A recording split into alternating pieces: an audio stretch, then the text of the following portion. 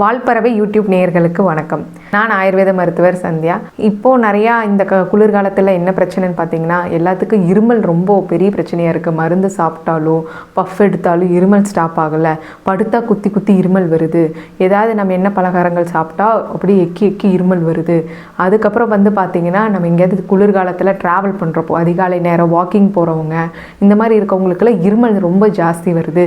இதுக்கு என்ன பண்ணலாங்கிறது நிறைய பேர்த்துக்கு ஒரு கேள்வியாக இருக்கும். எதனால் வருதுங்கிறது தெரியாமல் இருக்கும். அதை பற்றி விளக்கங்களில் இந்த வீடியோவில் பார்க்கலாம். முதல்ல இருமலுக்கான காரணம் தெரிஞ்சுக்கோங்க. ஒன்று, செரிமான சக்தி ஒழுங்காக இல்லைன்னா நமக்கு இருமல் சாப்பிட்ட உடனே எக்கி எக்கி வரும். அப்போ நம்ம சாப்பிட்ற உணவுகளை கொஞ்சம் அரை வயிறாக சாப்பிட்டுட்டு எண்ணெய் பலகாரங்கள் ரொம்ப எண்ணெய் ஊற்றி சாப்பிட்றது, இந்த பிரியாணி ஐட்டம், மசாலா ஐட்டம்ஸு இதெல்லாம் சாப்பிட்றது செரிக்கிறதுக்கு லேட் ஆகும். நமக்கு டைஜஷன் அப்போது நம்மளோட எல்லா ரத்தமும் நம்ம வயிற்றுக்கு போயிடுறதுனால நமக்கு போதுமான அளவு ஆக்சிஜன் உடம்புல இல்லாதனால தான் அது வாயை திறந்து இருமல் மூலிமா எடுக்குது.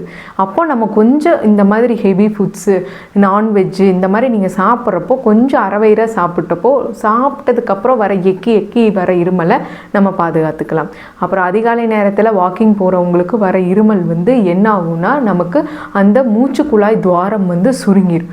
அதனால் மிட் நைட்டில் சில பேர்த்துக்கு 2 மணிக்கு மேலே 12 மணிக்கு மேலே மூச்சே விட முடியாமல் ஒரு மாதிரி மூக்கடைச்சிட்டு சுவாச பை மூக்கடைச்சி நம்மளால் மூச்சு விட முடியாத அளவுக்கு சிரமம் இருக்கும்.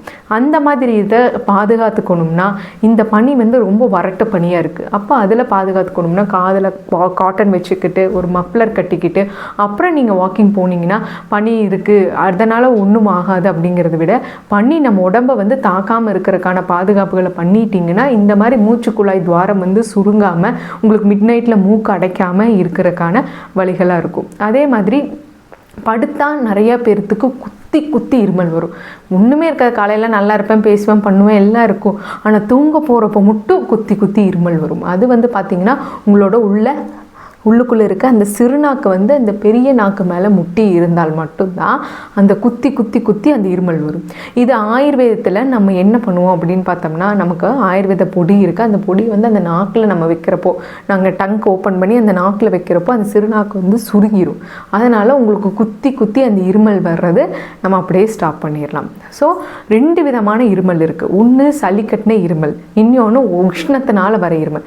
உஷ்ணத்தினால எப்படிங்க இருமல் வரும் அப்படின்னா, நீங்கள் தண்ணியே குடிக்காமல் இருக்கிறீங்க, ரொம்ப அலையிறீங்க, உங்களுக்கு ஆட்டோமேட்டிக்காக வேர்த்துக்கிட்டே இருக்குது. வேர்த்து வேர்த்து வேர்த்து உங்களோட நீர் எல்லாமே வேர்வையாக போயிடும்.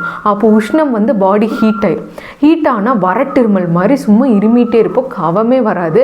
ஆனால் இருமி இருமி இருமி நம்மளோட வாய், நம்மளோட வயிறு, நெஞ்சு, அல்ல எல்லாமே வலிக்கும்.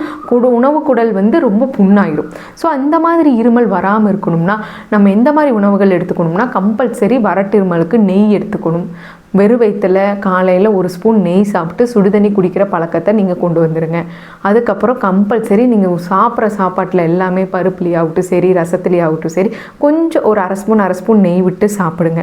அதே மாதிரி பச்சைப்பயிறு தினமும் வேக வச்சோ முளைக்கட்டியோ சாப்பிடுங்க. அப்படி சாப்பிட்றப்போ குடலில் பசவாயிரும். குடல் புண்ணெல்லாம் ஆற்றுறதுனால உங்களுக்கு அந்த மாதிரி வரட்டு இருமல் எக்கி எக்கி எக்கி இருமிகிட்டே இருப்போம். ஆனால் சளி வராது, ஆனால் இருமல் வரும். இது உஷ்ணத்தினால வர இருமல். அப்புறம் உஷ்ணம் வராமல் இருக்கிறதுக்கு நைட்டு படுக்கிறப்போ நல்லெண்ணெயில் கொஞ்சம் குறுமிளகு, ஒரு வரமிளகா போட்டு சூடு பண்ணி அந்த எண்ணெய் வயிற்றுக்கு தேய்ச்சிக்கிறப்போ அந்த உஷ்ணம் நம்ம பாடி ஹீட்டு கம்மியாயிடும். நல்லெண்ணெய் தேய்ச்சா வயிறு சூடாயிராதா, குளிர்ச்சியாகி இருமல் வந்துடாதான்னா அதுக்காக தான் நம்ம குறுமிளகு கொஞ்சம் ஒரு வரமிளகா போட்டு ஒரு கரண்டியில் லைட்டாக சூடு பண்ணி தொப்புளுக்கு தேய்க்கிறப்போ இந்த மாதிரி வரட்டிருமல் வராமல் பாதுகாக்கலாம். வரட்டிருமலுக்கு வர மெயின் காரணம் ஒழுங்கான டைமுக்கு உணவு எடுத்துக்கலினாலும் வரட்டிருமல் வரும். அதனால் காலையில் எந்திரிச்சதுலேருந்து 2 மணி நேரத்துக்குள்ளே காலை உணவு எடுத்துக்கோங்க.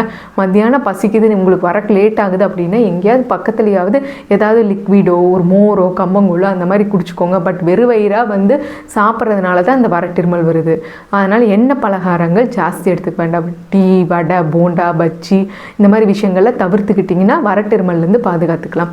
இன்னொன்று, குழந்தைங்களுக்கு நிறைய பேர்த்துக்கு வர விஷயங்கள் சளி கட்டின இருமல். குழந்தைங்க சாயந்தர நேரம் விளையாட போகிறாங்க, அவங்களுக்கு பார்த்தா அடுத்த நாள்லேருந்து மூச்சே விட முடியாத அளவுக்கு கர்ரு கர்ரு கருன்னு சளி இருக்குது, அவங்களால படுத்து தூங்க முடியல. அப்படிங்கிறப்போ நம்மளோட மூச்சு குழாயில் சளி வந்து கட்டியிருக்கு. அப்போ அந்த சளி கரைஞ்சி வரணும்னா நம்ம எப்போவுமே பண்ணுற பாரம்பரிய வைத்தியம் தான், பாலில் மிளகு கொஞ்சம் மஞ்சள் போட்டு நைட்டு தூங்குறப்போ குடிக்கிறப்போ அந்த சளியை அறுத்துட்டு வந்துடும். காலையில் எழுந்திரிச்சு வெறும் வயிற்றுல தேன் சாப்பிடணும். எப்படிங்க, சளி கலந்த இருமலுக்கு தேன் சாப்பிடணும், வறட்டு இருமலுக்கு நெய் சாப்பிடணும். இதுதான் பெரிய வைத்தியமே. இது நீங்கள் பண்ணிங்கனாவே உங்களுக்கு வந்து அந்த தொந்தரவு படிப்படியாக கம்மியாயிட்டு வர்றது உங்களுக்கு தெரியும். ஆனால் வெறும் வயிற்றுல தேன் சாப்பிட்றப்ப அந்த சளியை கரைச்சிட்டு வந்துடும். அந்த தேன் கூடியே ஒரு வெத்தலை, 2 துளசி, 1 குருமிளகு எல்லாம் மிக்சியில் அடித்து அந்த சாறு எடுத்து அதில் தேன் மிக்ஸ் பண்ணி சாப்பிட்றதும் சளி கரைச்சிட்டு வந்துடும்.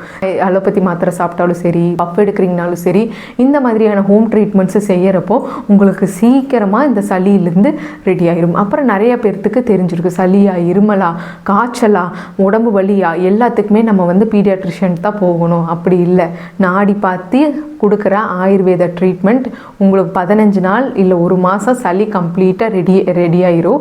அது கிட்டத்தட்ட 6 மாத குழந்தையிலிருந்து 16 வருஷம் வரைக்கும் நாங்கள் சளி, இருமல், காய்ச்சல் எல்லாத்துக்குமே வைத்தியம் பார்க்குறோம்.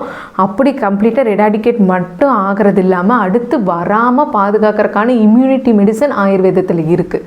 அது நாங்கள் கொடுக்குறப்போ உங்களுக்கு வந்து சீசன் மாறினாலோ, கிளைமேட் மாறினாலோ, எங்கேயாவது போய் சாப்பிட்டாலோ, எங்கேயாவது ரொம்ப தண்ணி குடிக்காமல் இருந்தாலுமே உங்களுக்கு சளி, இருமல் வராமல் பாதுகாக்கிறதுக்கான வழிகள் நம்ம ஆயுர்வேதத்தில் இருக்குது. அதனால் ஏதாவது மேல் விவரங்களுக்கு இதை பற்றி டீட்டெயில்ஸ் தெரிஞ்சுக்கணுன்னா என்னை வந்து பாருங்கள். நான் ஊத்துக்குளி ரோடு பாளையக்காட்டில் இருக்கேன். நன்றி, வணக்கம்.